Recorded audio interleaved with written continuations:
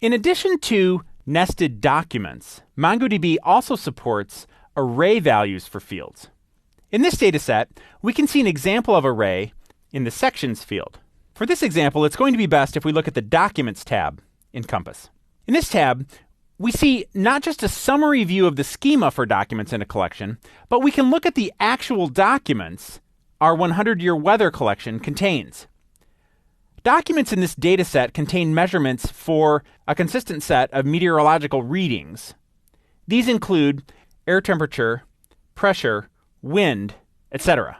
But there are more than 100 other readings that might be available as well, depending on the weather station. Supplementary values such as these are labeled using a 3 to 4 character code following a standard established for meteorological data. Because MongoDB has a flexible data model, all documents don't have to contain exactly the same fields. So in this dataset, the supplementary readings available in a specific document are stored in the sections field in this dataset.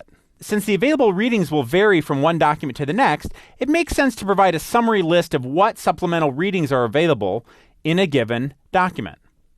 An array is a good choice for this in MongoDB.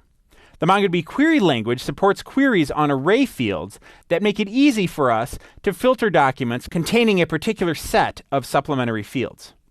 And the advantage of noting the supplementary data this way is that we simply need to build an index on sections and can then very quickly look up documents containing a specific set of supplementary data.